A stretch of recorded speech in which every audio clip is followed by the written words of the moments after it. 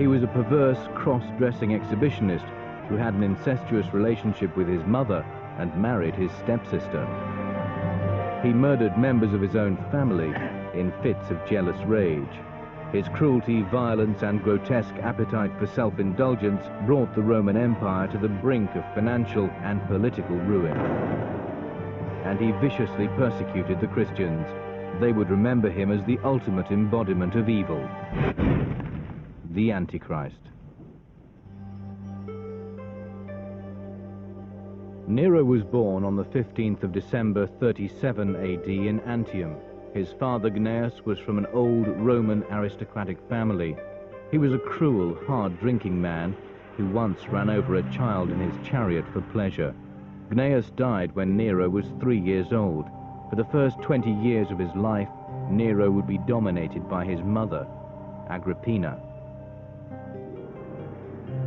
She was a sister of the Emperor Caligula. She was ambitious, amoral, and a born survivor. Nero's mother was a very strong-minded woman.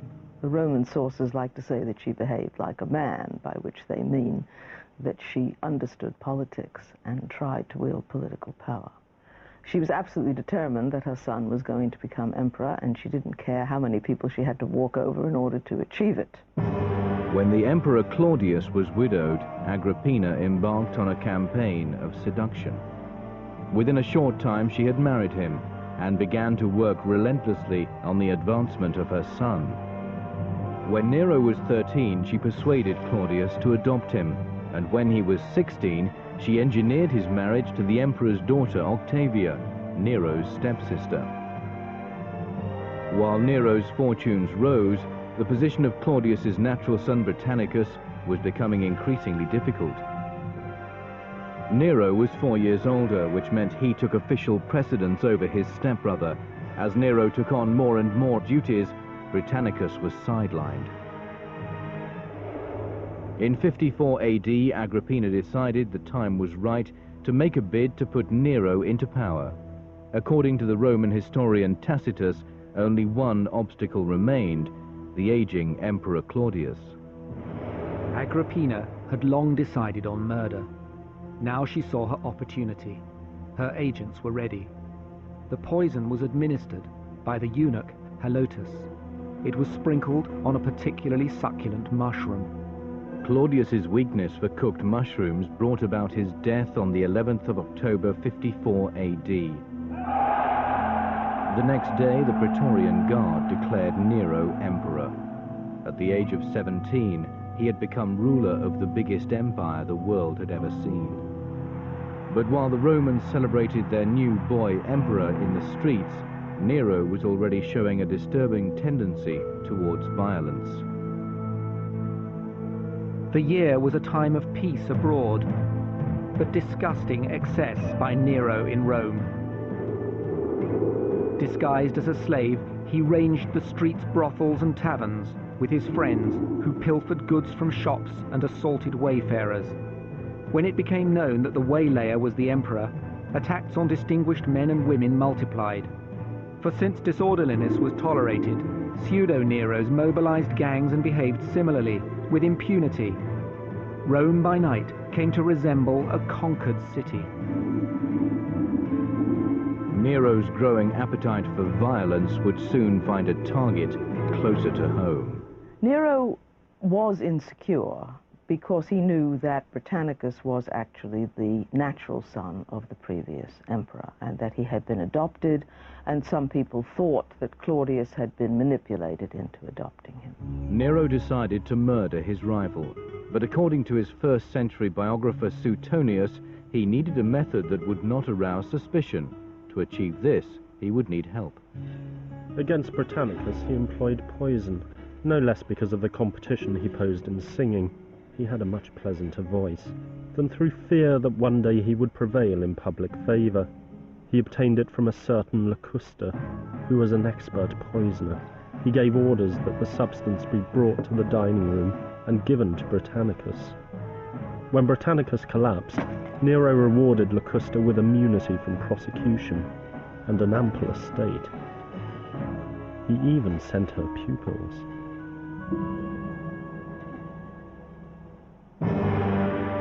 With Britannicus out of the way, Nero and his mother reigned with impunity. They passed laws and appeared on Roman currency together, with Agrippina acting as the young emperor's self-styled regent. She was determined to maintain absolute control of her son, and according to Tacitus, she was prepared to go to any lengths to do it. According to one author, Cluvius Rufus, Agrippina's passion to retain power carried her so far that at midday, the time when food and drink were beginning to raise Nero's temperature, she several times appeared before her inebriated son, all decked out and ready for incest. Their companions observed sensual kisses and evilly suggestive caresses. His mother had been the architect of his rise, and she wanted him to remember it all the time. And initially, of course, he was prepared to be grateful, but he got tired of it and decided that the only cure was to get rid of her. As Nero's thoughts turned from devotion to murder, he hatched a bizarre plan.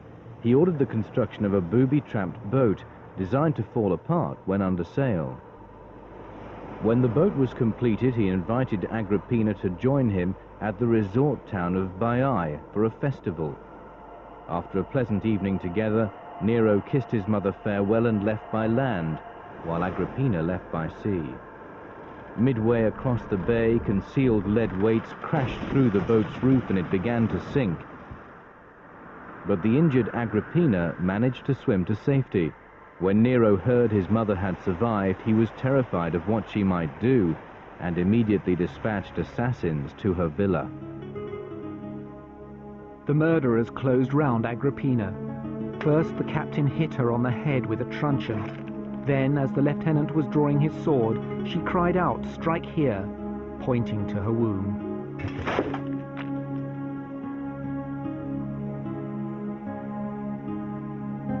Nero's rise to power had cost the lives of his mother, his step-brother, and his adoptive father. Now, with absolute control of the empire, Nero would indulge his appetites for cruelty and self-indulgence to the full.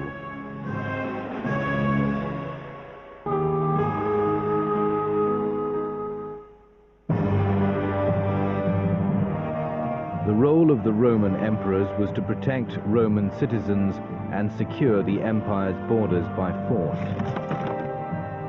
Nero had little interest in the affairs of state. He preferred to indulge himself in lavish banquets where he would perform his own compositions to his friends. As the empire began to go into decline, Nero's response was to perform before his people on stage. In his performances, Nero liked to play the parts of both men and women. The aristocrats of the empire were outraged. It was as if the revered traditions of the emperors were being dragged in the mud before their very eyes. When he was singing, it was not permitted to leave the theatre even for the most pressing of reasons. Thus it is alleged that women gave birth during his shows, and many who were tired of listening and applauding when the entrance gates were closed either jumped furtively off the wall or else pretended to be dead and were carried out for burial.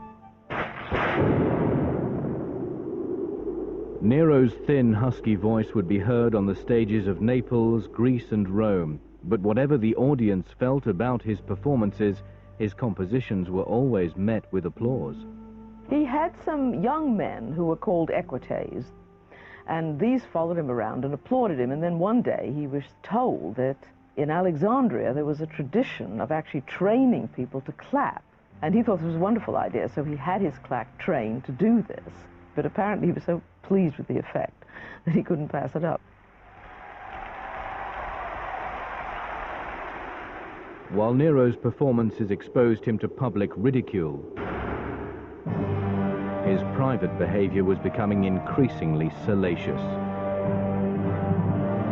He prostituted his own body to such a degree that when virtually every part of his body had been employed in filthy lusts, he devised a new and unprecedented practice as a kind of game.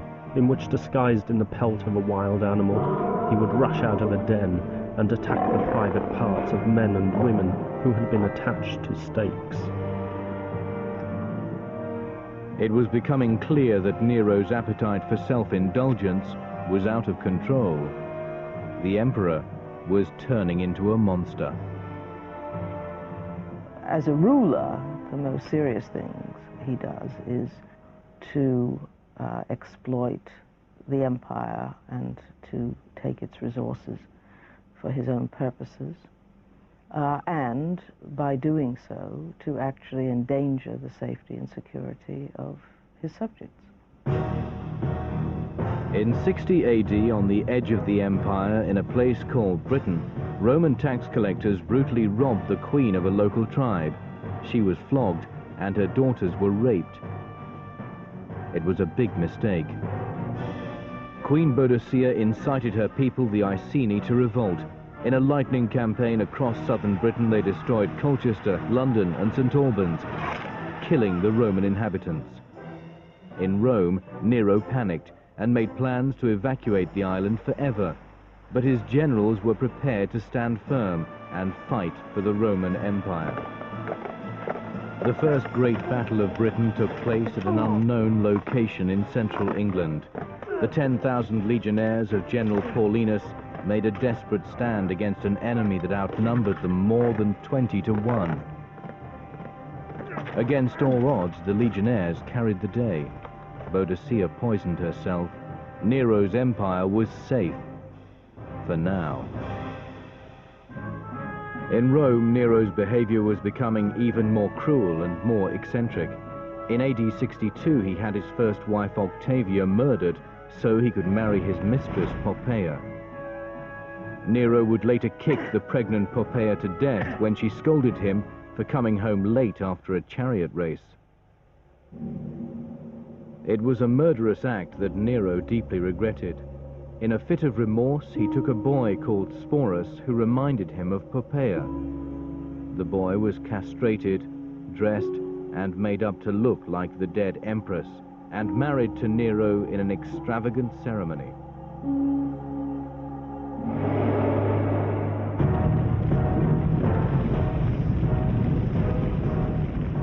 In AD 64, a great fire ravaged the center of Rome for 6 days.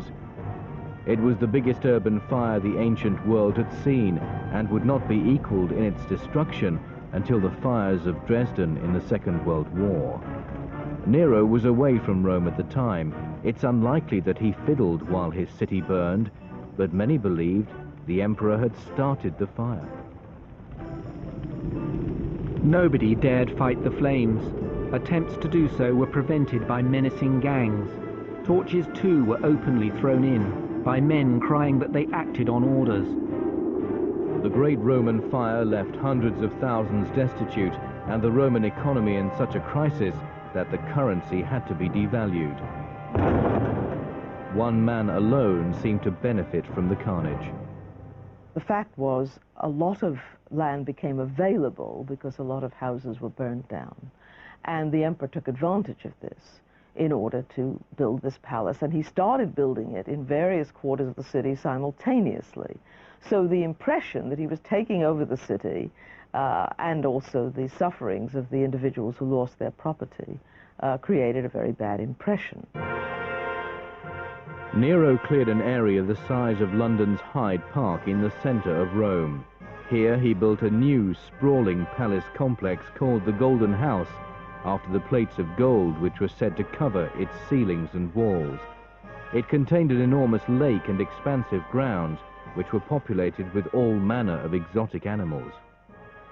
The banqueting halls had coffered ceilings fitted with panels of ivory, which would revolve, scattering flowers and pipes, which would spray perfume on those beneath.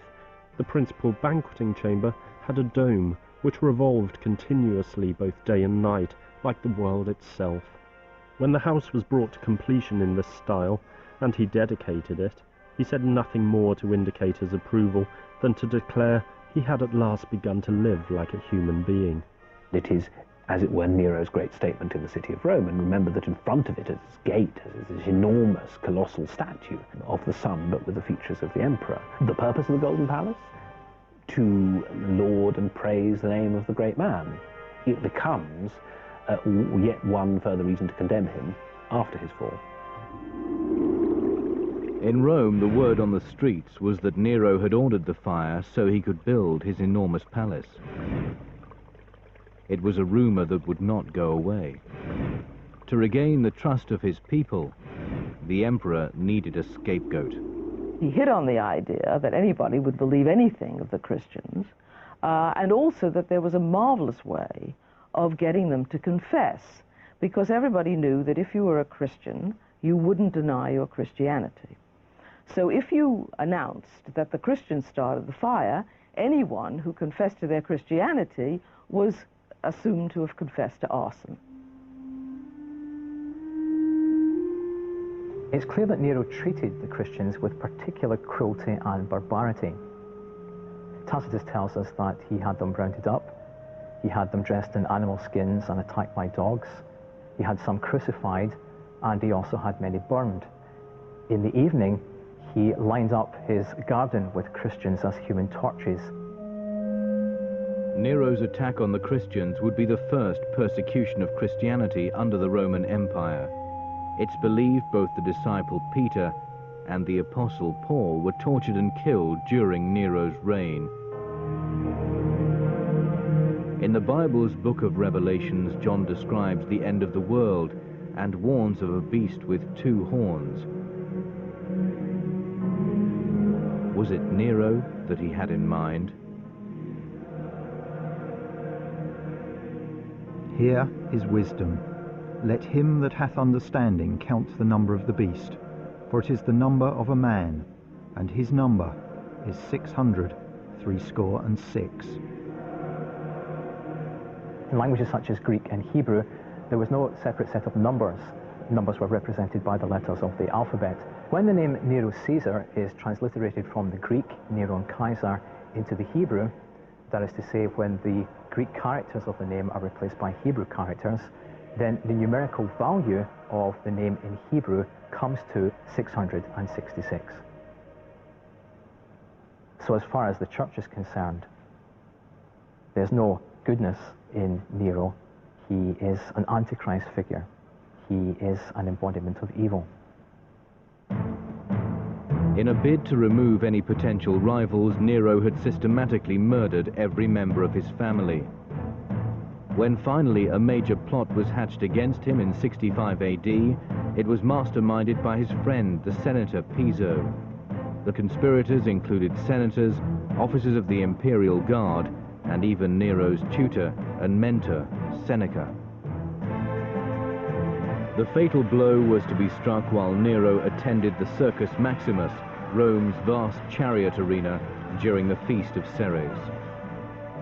But the conspiracy was betrayed by a slave.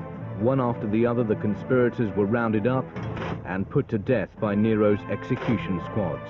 Piso was lucky. He was allowed to commit suicide by cutting his wrists. After his narrow escape, Nero began to see enemies everywhere. Each year he murdered more and more senators, aristocrats, and army officers. The final death toll would never be known. He comes to distrust those who are very competent. And on the other hand, he's afraid of them because he knows that they don't respect him. By the end of the reign, he's actually putting them to death. One of the reasons for the big rebellions, I think, is that all those people in charge of legions think that their days are numbered. 68 AD would be known as the year of the Great Rebellions. In March, Governor Vindex raised an army of 100,000 against the emperor in Gaul. They were butchered by Nero's legions. But at the same time, a more serious rebellion was brewing in northern Spain, headed by the governor Galba. In Rome, Galba's agents took control of Nero's palace guard. When they refused to take his orders, Nero knew his days as emperor were over. Nero was completely paralyzed. He was terrified that the armies had turned against him. He didn't trust anybody, and in the end he decided to flee Rome and give it up. But it was this terror, inspired by the awareness that he had made so many enemies. Nero fled some miles outside the city to the countryside villa of one of his ex-slaves. He made plans to adopt a new identity as a traveling musician. But Galba's agents had convinced the Senate to declare him a public enemy and issue orders for his arrest and execution. Realizing there was no escape, Nero snatched up 2 daggers which he had brought with him and tried the blade of each. At that moment, some horsemen drew near under orders to bring him back living. Aware of this, he hesitantly said, "The thunder of swift-footed horses echoes round my ears." He then drove the dagger into his throat with the help of his secretary, Epaphroditus.